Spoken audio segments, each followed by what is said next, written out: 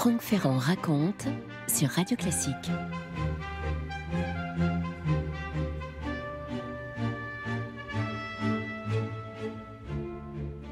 Une dame que je croisais l'autre jour à propos de nos rendez-vous du matin sur Radio Classique me disait « J'aime votre façon de raconter l'histoire de France. » Chère madame, ai-je répondu, ce que je raconte, c'est l'histoire en général. Pour moi, m'a dit cette dame, tout ça, c'est de l'histoire de France. Ça m'a fait penser à Sacha Guitry qui racontait l'histoire pour exprimer son amour de la France et je me suis dit que ça nous ferait peut-être un beau sujet d'histoire de France. Paradoxe, celui qui, pendant un demi-siècle et même au-delà, a raconté leur histoire aux Français, celui-ci avait été un cancre en histoire et ailleurs, il faut bien le dire. Ses résultats, malgré l'attention paternelle, Lucien Guitry, son père, le grand comédien, était très attentif à l'éducation de ses fils, mais les résultats de Sacha étaient catastrophiques. L'aumônier chargé du catéchisme dans le collège où il était se déclare quand même content de lui, mais il est bien le seul. Et la mère de Sacha Guitry, Renée de Pongeste, c'est finalement résolu à ce que son fils fasse une carrière ecclésiastique puisqu'il est bon dans le catéchisme, disait-elle. C'est pour échapper à ce destin que Sacha, qui jusqu'alors avait été très sage pour un cancre, va devenir chahuteur et turbulent pour bien montrer qu'il ne sera pas un bon curé. Il caricature ses professeurs avec un talent absolument extraordinaire et les pères de Sainte-Croix de Neuilly, où il a échoué après son renvoi de Janson de Sailly, les bons pères s'impatientent. Ils refusent de le réinscrire à la rentrée 1896 et on va voir ce joyeux drille fréquenter par la suite une bonne dizaine d'établissements successifs qui sont pleins de mauvais élèves bien nés qui attendent d'entrer dans l'entreprise familiale. Mais quelle est l'entreprise familiale quand on s'appelle Sacha Guitry ? C'est une entreprise de théâtre d'une certaine manière. C'est vers cela qu'il devrait se diriger. Et d'autant plus qu'il baigne dans ce milieu-là, le jeune Sacha. À 13 ans, il faut vous le dire qu'il adore faire l'école buissonnière pour venir se cacher dans un petit coin de l'appartement du somptueux appartement de son père, place Vendôme, parce qu'il voit là les gens très brillants qui viennent rendre visite à Lucien Guitry. Il y a Jules Renard, il y a Tristan Bernard, Alfred Capu, vous imaginez ça vaut quand même... Et puis Georges Feydeau, bien entendu, et puis Alphonse Allais, Edmond Rostand, et d'autres. Et puis des hommes politiques, Léon Blum, Georges Clémenceau. Ça vaut tous les enseignements du monde et ça vaut tous les lycées de la planète. Sacha a pour son père une véritable adulation, il faut vous le dire. Il aimerait beaucoup faire la même carrière, ou en tout cas entrer comme lui dans le théâtre. Et à l'âge de 14 ans, il adresse à son père une belle lettre pour lui faire part de son désir de devenir comédien. Le père n'est pas emballé. « J'ai beaucoup pensé à ce que tu m'as écrit, dira-t-il à son fils. Il faudra en reparler et nous en reparlerons. » Ça veut dire, fiche-moi la paix avec ça. Le jeune homme va devoir se faire à l'idée que son père n'a pas du tout envie d'avoir un nouveau concurrent en la personne de son fils. D'ailleurs, le jour où il finira par accepter, ce sera à deux conditions. Lucien Guitry va demander à Sacha d'abord de n'aller jouer qu'en province, pour ne pas aller le gêner sur les scènes parisiennes, et d'autre part, de prendre un pseudonyme. Et là, l'enfant blessé refuse. « Ce nom, dit-il, c'est le mien ». Parmi les grands amis de Lucien, donc le père de Sacha, figurent, vous l'avez vu, un certain nombre de grandes personnalités de la vie parisienne de l'époque, mais aussi des artistes hors du commun. Rodin, Monet, Edmond Rostand, Anatole France, Sarah Bernard ou encore Auguste Renoir. Au début de la Grande Guerre, ça va donner à Sacha, qui maintenant a quand même 30 ans, ça va lui donner une idée qui consiste d'une certaine manière à travailler pour l'histoire. Franck Ferrand sur Radio Classique.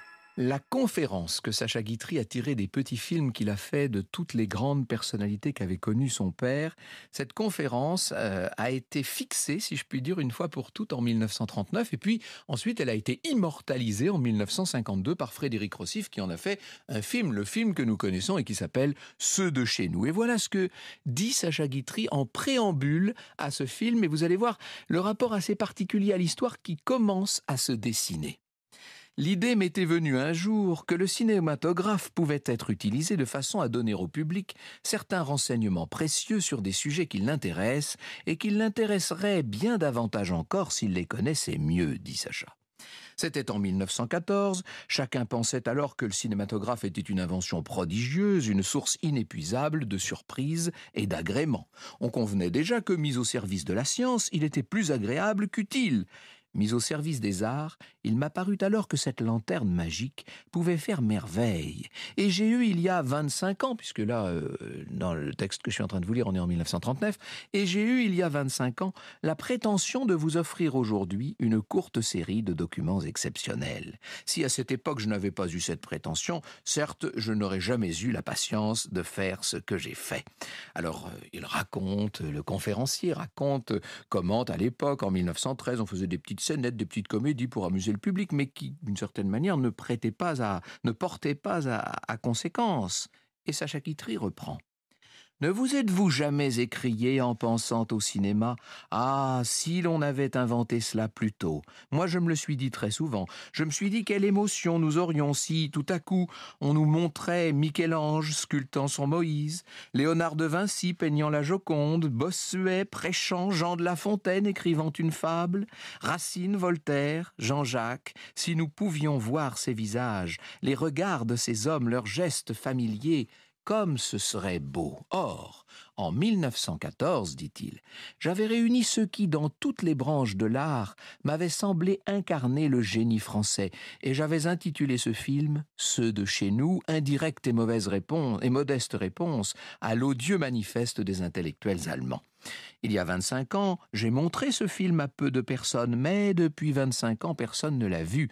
Et ce n'est pas sans émotion que je le présente au public de 1939, car il voit revivre un instant sous ses yeux 12 admirables Français qui furent mes amis, et dont un seul sur 12 est encore vivant.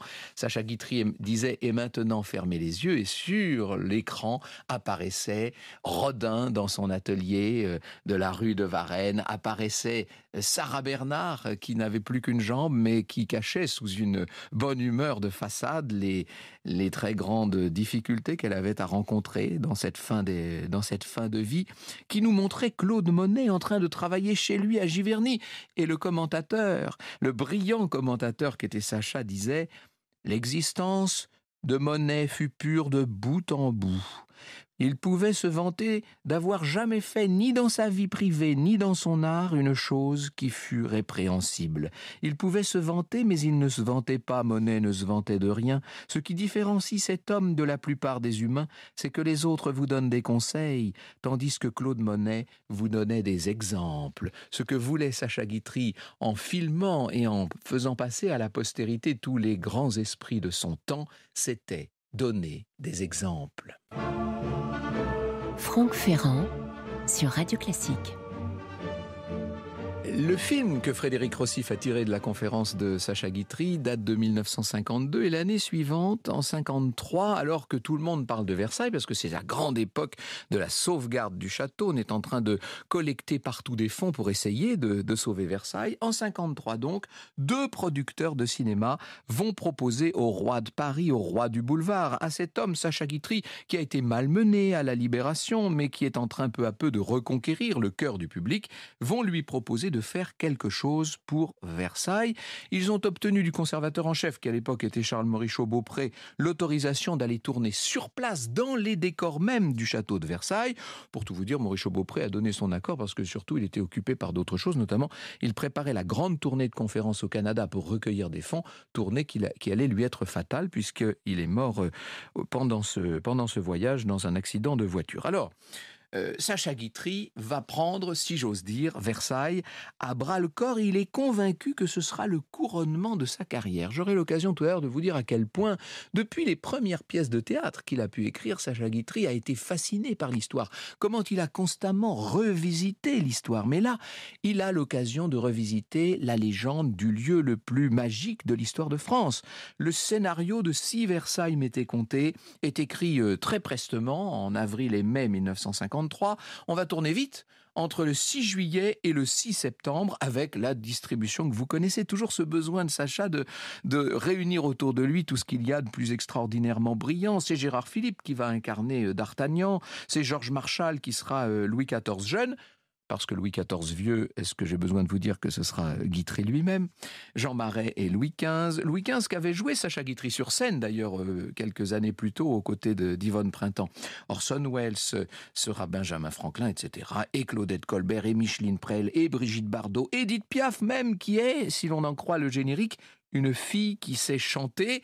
On la voit en effet accrochée aux grilles du château et qui lance un tonitruant « Ah, ça ira !» Temps difficile pour Versailles, bien entendu. Quant au gondolier chantonnant, eh bien c'est Tino Rossi en personne. Les grandes vedettes, très chères, ne tournaient pas en continuité, se souvient Robert Favart, qui a été figurant sur ce film. Quand je courais chercher des femmes du peuple à la grille, tombant presque sur mes hauts talons avec ces sacrés pavés du roi, ce n'est pas Piaf que je ramenais, bien sûr. Les grands, on les filmait en une seule fois, et nous, nous étions là, toujours là, parce qu'il fallait du monde. Alors, Sacha Guitry raconte l'histoire de Versailles, mais comment la raconte-t-il, bien entendu? Dès les premières scènes, le jeune chargé de mission du château qui se trouve là, c'est un attaché de conservation qui doit surveiller le tournage et qui est le conseiller de la production, commence à s'arracher les cheveux, si je puis dire, en parlant du cher Pierre Lemoine que j'ai eu la chance de bien connaître et qui a fini toute sa vie parfaitement chauve. Pierre Lemoine raconte que la vraisemblance historique était un petit peu mise à mal par le maître, comme tout le monde l'appelait.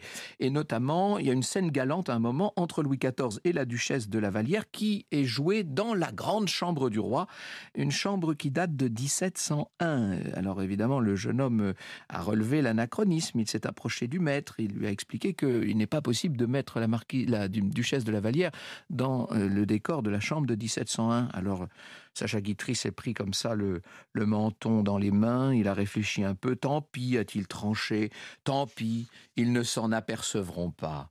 C'est le nouveau conservateur, celui qui va remplacer Charles-Maurice Chaud-Beaupré, qui raconte de son côté, le conservateur en question s'appelle Gérald van der Kemp, il raconte, je le cite, « Nous tournions ce jour-là une scène entre le roi et Madame de Montespan, scène au cours de laquelle je disais à Madame de Montespan, je vous garde à Versailles et vous exile dans les combles. » Donc la scène se termine, Sacha va fumer une cigarette et voilà que Gérald van der Kemp le rejoint. Et il lui dit, avec toute la politesse du monde et cet entre-gens magnifique dont était capable le tout nouveau conservateur de Versailles, il lui dit que ce n'est pas dans les combles que Louis XIV a exilé Madame de Montespan, mais au contraire, dans un appartement qui se trouvait au rez-de-chaussée. « Cher Van der Kemp, lui répond Sacha Guitry, le roi Louis XIV n'avait-il pas assez d'indépendance et d'autorité pour revenir le lendemain sur une décision qu'il avait prise la veille ?» Alors l'autre est complètement sidéré et Sacha conclut « J'aurais pu lui dire que ma phrase telle qu'elle avait sa raison d'être car elle fait dire au roi « Je vous garde à Versailles et vous exile dans les combles ». C'est quand même une meilleure réplique que de lui faire articuler « Je vous garde à Versailles et vous exile dans l'appartement qui se trouve au rez-de-chaussée de l'aile droite du château ». Ça, je pense que Van der Kemp aurait tout à fait pu le comprendre. D'ailleurs, à la fin du film, il y a cette scène incroyable où on voit Bourvil qui est habillé dans un costume de gardien du château. Vous savez qu'à l'époque, les gardiens faisaient visiter les châteaux.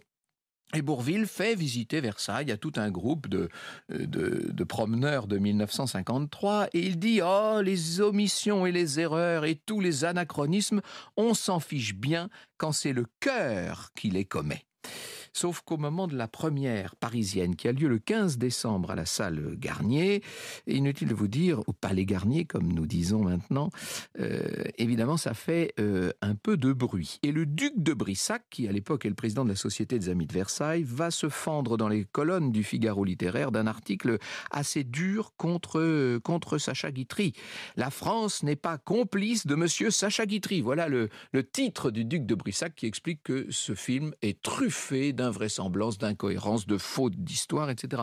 D'ailleurs, dans son célèbre bloc-notes, François Mauriac lui-même dira « Je n'ai point vu le film de Sacha Guitry sur Versailles qui a scandalisé le duc de Brissac, mais le film que lui-même eut conçu aurait-il été plus conforme à l'histoire secrète de Versailles, à l'histoire vraie, celle qui, sans négliger bien sûr toute l'apparence de splendeur et toute l'éblouissante gloire, nous aurait montré par exemple, sur le modèle des paysans de Lenain, la foule des ouvriers morts de la fièvre en creusant un grand canal ?» Et Voilà ce que conclut François Mauriac. Je trouve que c'est très beau ça. Un film historique sera toujours une altération de l'histoire. J'imagine que Versailles raconte presque la même chronique au duc de Brissac et à Sacha Guitry et qu'ils se disputent sur des vétilles. Pour certains hommes, ce décor sublime dissimule mal le drame humain et il arrête leur pensée, il la suspend sur cet abîme, l'inimaginable patience des pauvres. Voilà qui renvoie dos à dos en quelque sorte l'écrivain trop libre et le gardien de l'orthodoxie que se voulait être le duc de Brissac. Sacha Guitry, pour essayer de compenser quand même la mauvaise image que tout ça finit par lui donner, va demander l'aide d'un tout jeune écrivain d'histoire qui, pendant l'occupation, était venu lui demander le droit de jouer une de ses pièces avec des amis étudiants et qui est devenu assez ami pour défendre sa maison d'Élysée-Reclus au moment de la Libération. Le jeune homme en question va devenir son principal collaborateur. C'est Alain Decaux, bien entendu. Et j'ai tant de souvenirs en ce qui me concerne de visites chez Alain Decaux où il nous montrait tout ce qu'il y avait chez lui de souvenirs d'Élysée-Reclus, de vestiges de la grande, de la noble collection qui montrait à quel point Sacha Guitry était un amoureux de l'histoire de France. Jean-Claude Demory a publié chez Plon l'année dernière un roman passionnant où il raconte la rencontre justement entre Sacha Guitry et Alain Decaux dont il a changé le nom. Le roman en question s'appelle Le Rendez-vous du Palais Royal et je vous le conseille chaudement. Franck Ferrand sur Radio Classique. En 2005, le cher et regretté Jean Piat, qui était incontestablement le plus grand connaisseur de Sacha Guitry, a fait devant l'Académie des sciences morales et politiques une très belle intervention où il racontait l'amour de Sacha pour l'histoire. Il racontait à quel point Sacha Guitry, non seulement a laissé les grands films qu'on connaît, Le Diable boiteux sur Talleyrand et ce Napoléon extraordinaire qu'il fait interpréter par Pierre Mondy, mais aussi beaucoup de pièces de théâtre qui certes ne sont pas forcément passées à la postérité, mais qui nous donne à voir l'extraordinaire fascination qu'avait Sacha Guitry pour cette histoire qui littéralement l'habitait. Il a écrit un Mozart magnifique où il fait parler Grimm, où il met Yvonne Printemps en scène. Là encore une fois, c'est une façon d'ailleurs de régler une fois de plus ses comptes avec Yvonne Printemps qui le trompait. Il écrit un Bien-aimé où il fait parler Louis XV en vers. Au cadran de l'amour, voilà midi qui sonne, je viens poser des jalons, j'ai l'estomac dans les talons, j'ai des projets plein la caboche, fait-il dire au roi, ce qui est un peu inattendu. Et puis il y a ce dialogue extraordinaire entre Béranger et Talleyrand, dialogue dont je n'ai même pas besoin de vous dire que l'histoire n'a certes pas retenu le souvenir. Béranger dit à Talleyrand, vous parlez de la France et vous ne l'aimez pas. Et Talleyrand, dans la voix de Sacha, dit, je l'aime autant que vous.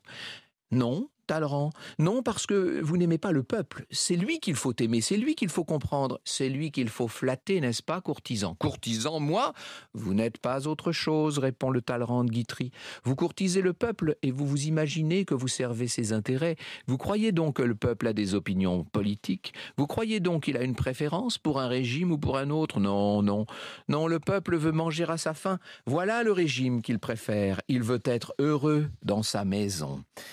Sacha Guitry a aussi écrit un beau marché extraordinaire et j'avais beaucoup aimé ce texte extraordinaire que citait Jean Piat dans sa conférence. Je vous le cite tel quel.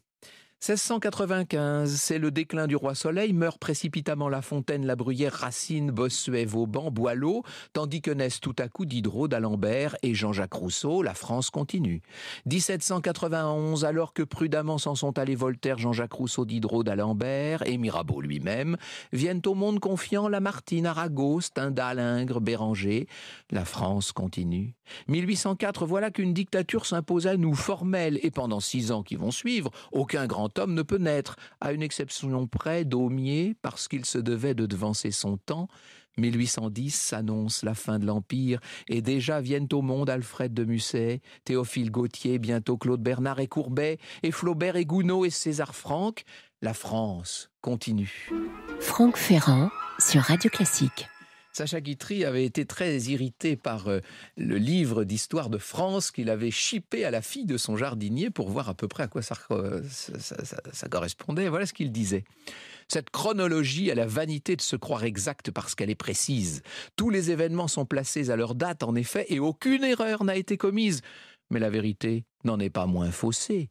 Présenter l'histoire ainsi, c'est la trahir. Oh, de la meilleure foi du monde, j'en suis sûr. Et l'agrégé qui a conçu ce manuel n'a pas prémédité son crime, vous le pensez bien.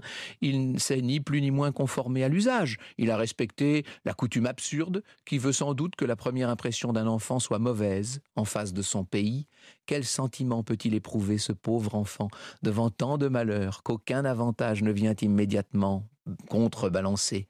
Mettre entre les mains d'un enfant l'histoire politique de son pays, commencer par là son éducation et ne pas le prévenir tout de suite qu'il y a eu autre chose que les guerres, autre chose que les victoires et les défaites, autre chose que des assassinats et des pillages, c'est ne pas lui dire toute la vérité. Et c'est même un crime. Et Sacha Guitry voulait constamment qu'on montre ce qu'il y avait de beau, ce qu'il y avait de vivant, ce qu'il y avait dans toutes les périodes de l'histoire de magnifique. Il concluait d'ailleurs, « Si vous croyez devoir apprendre à vos enfants que les Français furent défaits à Pavie en 1525, faites-le, mais qu'ils sachent aussi qu'en cette même année, Rabelais concevait son Pantagruel et que s'élevait le château de Chambord. Et si vous leur racontez à ces enfants avec tant d'horribles détails le massacre de la Saint-Barthélemy, ne manquez pas de leur apprendre que quelques mois plus tard, Montaigne faisait paraître un immortel chef-d'œuvre. » Je dédie cette émission à la dame pour qui toute l'histoire, c'est l'histoire de France.